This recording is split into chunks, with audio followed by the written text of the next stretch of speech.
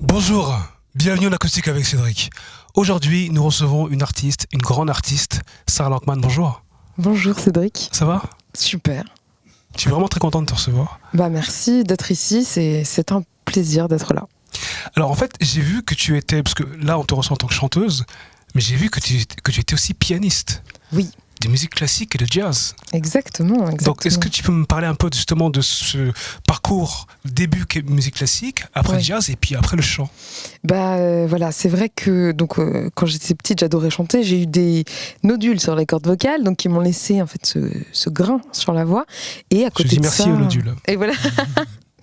Des fois, la vie fait qu'il y a des accidents et la question, c'est qu'est-ce qu'on en fait, en fait, voilà. Et voilà, le piano, j'ai toujours aimé.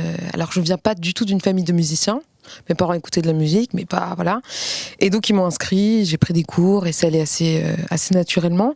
Et le piano a été toujours pour moi, voilà, une manière de m'exprimer, comme aller au bureau, écrire un mot, voilà. Mais je choisirais pas entre le piano. Si on me disait, tu choisis, voilà, le piano ou la voix. À chaque fois, je dis, mais c'est comme dire choisir mon père ou ma mère. Je vais pas choisir. Alors, je préfère mon père, bien sûr. Non, pas du tout, mais voilà. D'accord. J'ai vu aussi que donc tu avais, on va se tutoyer, hein, j'ai vu que tu avais donc reçu un prix au Festival de Jazz de Montreux, qui était présidé par le boss, c'est Quincy Jones. Ouais. Alors comment on vit ça? En fait, ce qui est très... La vie est assez intrigante parce que c'est arrivé dans un moment de ma vie où j'avais vraiment perdu la foi. J'étais en haute école de musique de jazz en piano, et donc je faisais que du piano, genre 30 heures par semaine et tout ça.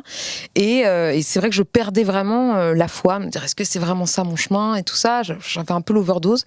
Et je vois ce concours et je me dis j'envoie une maquette, donc en chant, en tant que chant. Et puis en fait, je reçois une lettre comme quoi je suis retenue dans les 11 internationaux. Et je me dis mais voilà, quoi qu'il arrive, c'est un cadeau pour moi. De chanter devant Quincy Jones. Je pensais même pas me dire que j'allais gagner. Je me suis dit voilà, je chante devant lui, c'est une expérience à prendre. Et donc arrive le fameux concours, et puis je vois les autres candidates qui viennent du monde entier et tout ça. Et là, après passer, je perds quand même la foi. Je me dis c'est quand même super d'avoir chanté devant Quincy Jones. Mais bon, ils vont annoncer les 3 qui sont pour la demi-finale. Je vais me mettre au bout du truc, comme ça je pourrais pleurer tranquille, personne ne me verra. Et puis en fait, ils disent les 3 noms et je suis dans les 3. Et donc je passe la finale.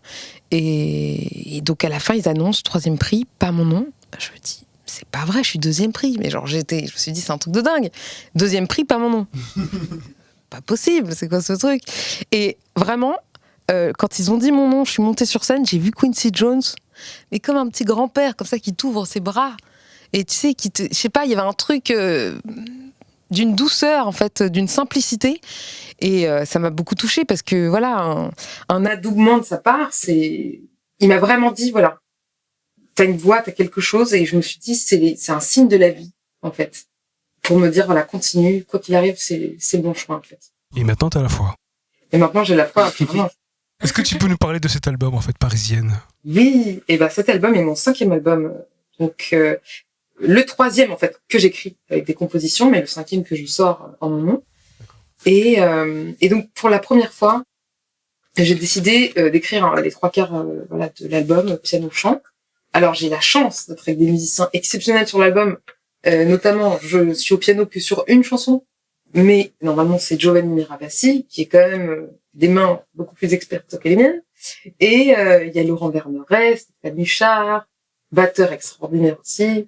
Et il y a 2 guests dessus.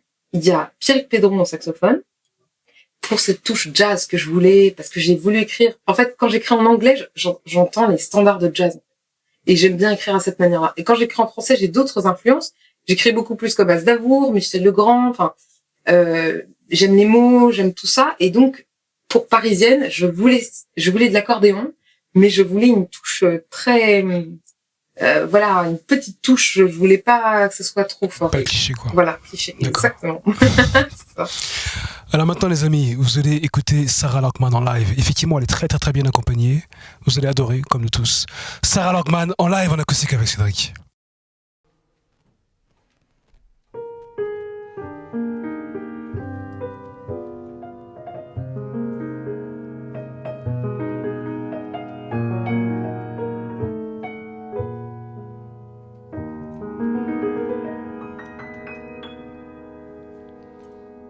Le ciel bleu sur nous peut s'écrouler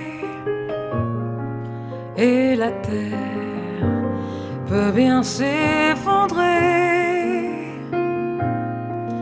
Peu m'importe si tu m'aimes, je me fous du monde entier. Tant que l'amour inondera mes matins, tant que mon corps frémira sous tes mains, peu m'importe les problèmes, mon amour, puisque tu m'aimes.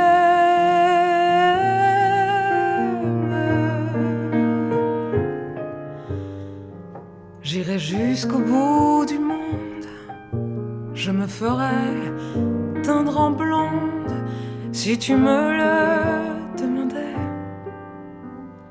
J'irai décrocher la lune, j'irai voler la fortune si tu me le demandais. Je renierai ma patrie, je renierai mes amis, si tu me le demandais. On peut bien rire de moi, je ferais n'importe quoi si tu me le demandais.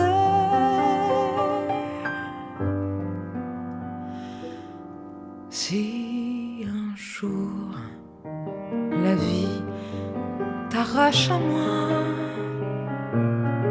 si tu meurs, que tu sois loin de